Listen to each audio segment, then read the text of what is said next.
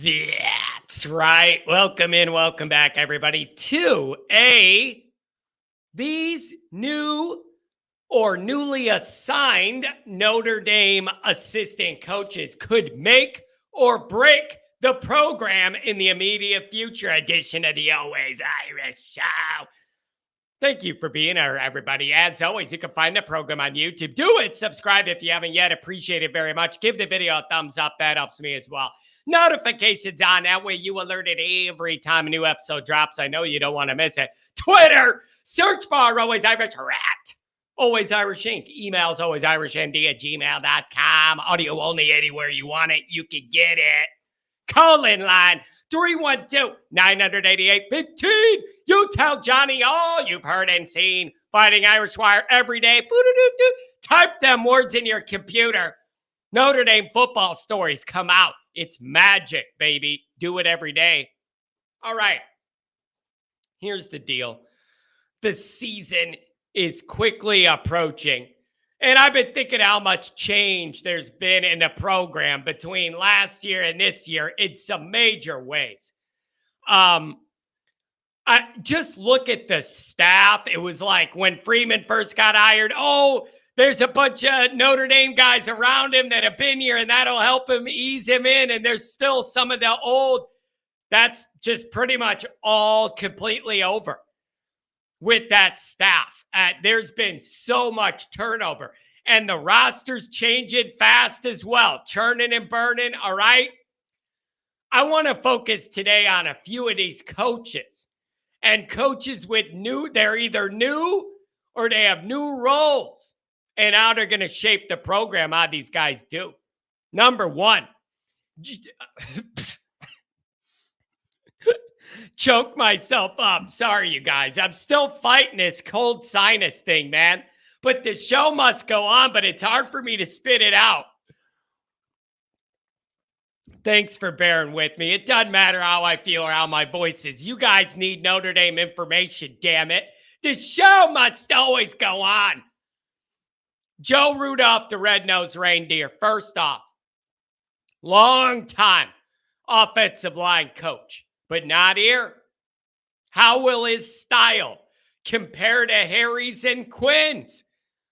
I've heard Rudolph is much more of a laid-back teacher type guy and not as much of a yeller as a guy like Harry was. I don't care the delivery style as long as these guys hold up in the biggest games. That is the key in the biggest games. I am so sick and tired of Notre Dame fans claiming O-line you. And then in the biggest games of the year, we get bullied and pushed around up front. That's not O-line you. Okay? This is one of my biggest Notre Dame fan pet peeves. O-line you. And the Notre Dame fans walk around all big and bold. We're O-line you, these big tough guys. Every time we play the biggest game of the year, we get pushed, the O-line gets pushed around and we lose the game. Historically. So that is the opposite of O-line you. O-line you means they play the best and dominate the opponent in the biggest moments. That should be the requirement to be called O-line you. Not you push 10 opponents around that you're way bigger and stronger than and they're not that great. And then in the two teams you play, the great teams, you get bullied, can't run the ball, can't protect the quarterback. What a total joke. What a total joke. And I, for one, will not stand for it. You want to be O-line you? That means you run the ball for about 200 yards against Ohio State, USC, and Clemson.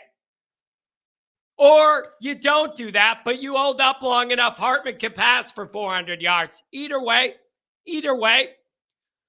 to be O-line you means your O-line performs the best against the best teams. We've never done that, so give me a break. Okay, give me a damn break. So Joe has a big task in front of him, and we got a difficult schedule. And I'm sorry, but I got questions for both guards and the center. I'm not even mentioning the tackles, but it isn't just those two. I need the middle to hold up. Billy Boy Strouth. All right, hold up. Carell, Spindler, Christophic. Sorry, I got some questions there, people. Maybe not against Central Michigan, but I do against Ohio State, USC, Clemson, in Death Valley. How are they going to hold up? How are they going to hold up? Carell's a perfect example of what I'm talking about. He has a history of being pretty damn solid, except in the biggest games where somebody bull rushes him and overpowers him, and he's getting pushed back. That is not O-line U, you guys. That's not O-line U. O-line U means you're doing the pushing in the biggest games. So I'm just saying this is a question mark to me. I got to see those middle three hold up, and not against Central, against the big three. All right? So Joe Rudolph, you got a lot on the line here. How that line's going to do is going to dictate what Hartman's capable of in this offense. Number 2, Gino Gadougli. Whatever the name is. Gadougli, Googly Oogly, Gino. QB coach. This name is very low key. He's a Notre Dame coach that I don't even think most Notre Dame fans would recognize walking down the street. I don't even know if I honestly would. But he may be one of the most important parts of Notre Dame's immediate future when it comes to developing QBs, all right, and recruiting them. I do not care what Saban says about Tommy Boy. The quarterback recruiting and development under BK and Reese sucked. Absolutely sucked. Nowhere near good enough. Each guy that started as quarterback under one or both of these guys' tutelages, if they started more than 1 year, all of their statistical numbers went down the more they played in the program. What other evidence do you need to see to know those guys did a shitty job here with that part of this? That is not my opinion. That is not me, making stuff up to present an angle against Kelly or Reese. Those are the statistical facts. And if you don't believe me, look it up. Wimbush, Book, Kaiser, any of these guys that started more than 1 year, the more they played, all of their numbers went down. That is awful. Awful. I think Reese was so worked up in his mind about play calling and trying to do all that. I genuinely question how much time he spent developing the quarterbacks one-on-one or working with whatever you need to do to get their body right, their mind right, their arm right, whatever. Because he was the OC and the quarterback guy.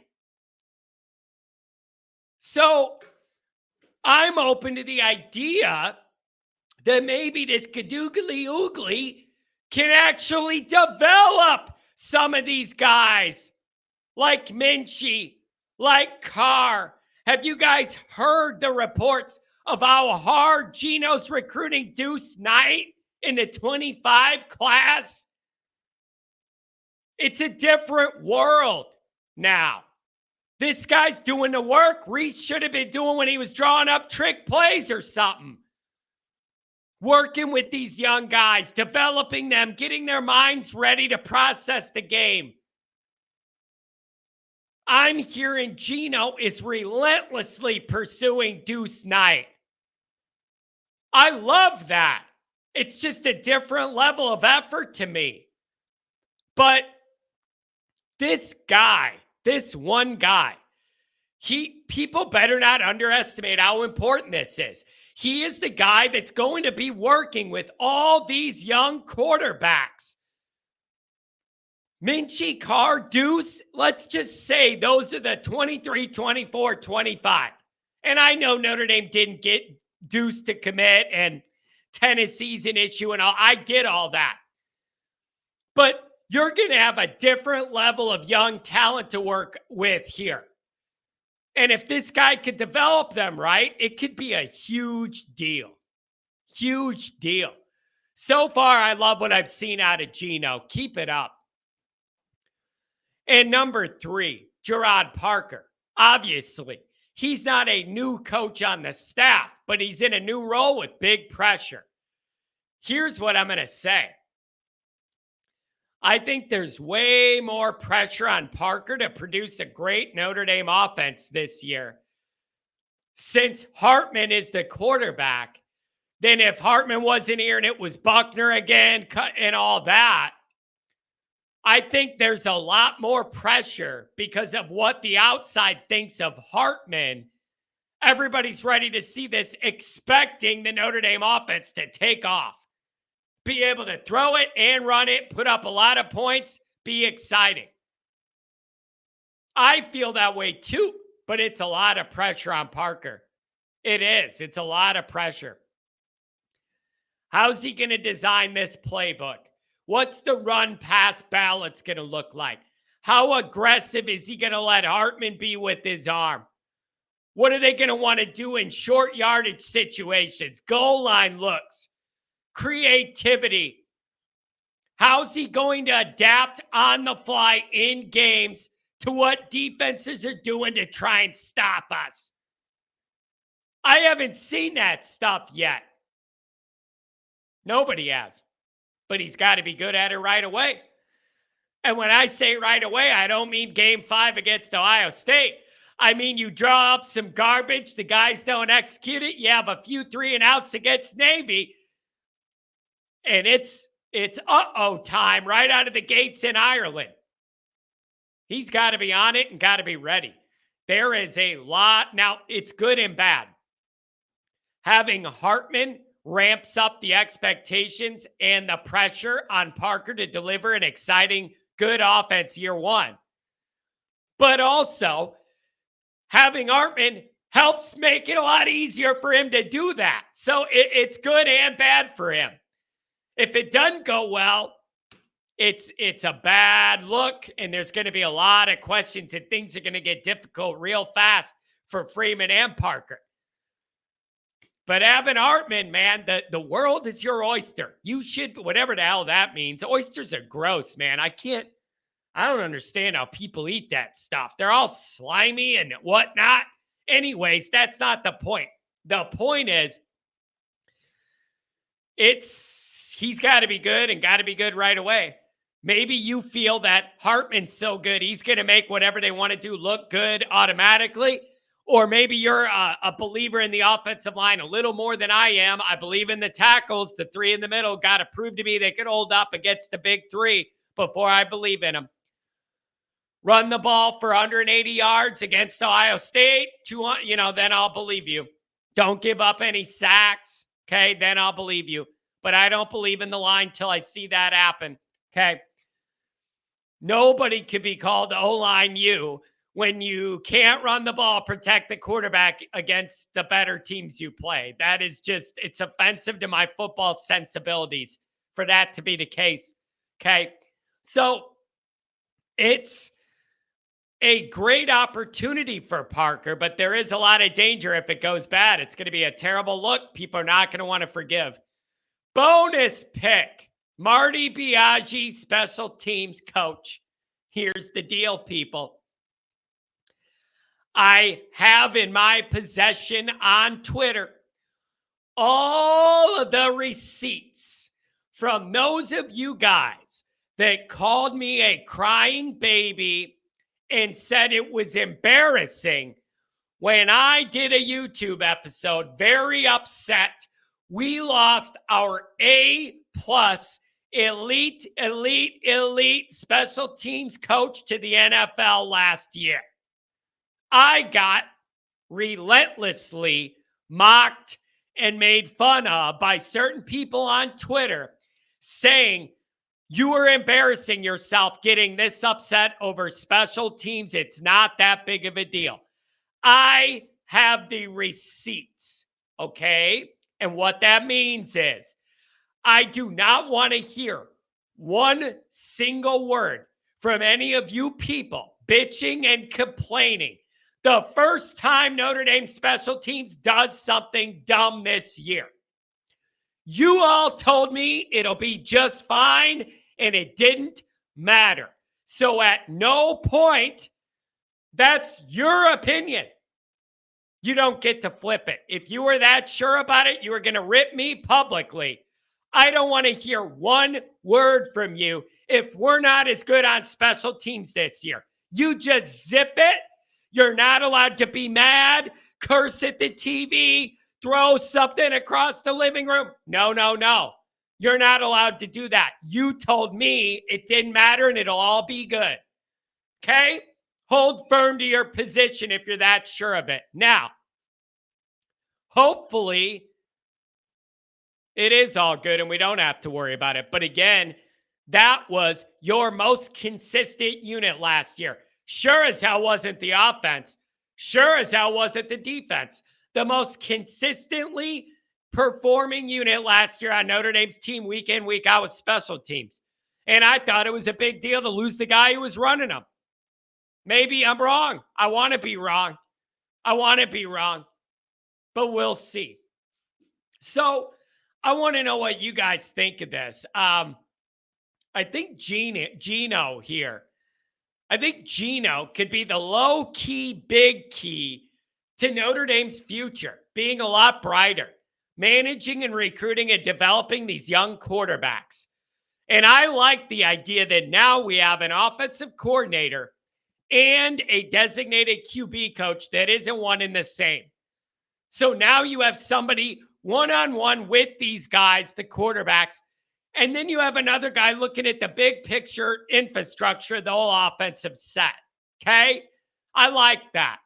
So I just wanted to bring this up because these guys are either new to Notre Dame or new in new roles, and they have no margin for error. They all got to be good right out of the gates this year. So I want to know what you guys think of all this. Let me know if there's somebody I missed, but I wanted to focus on new guys this year or new roles. That's why I'm not picking Al Washington, Al Golden, whatever. I wanted to focus on the newest guys. Let me know what you think.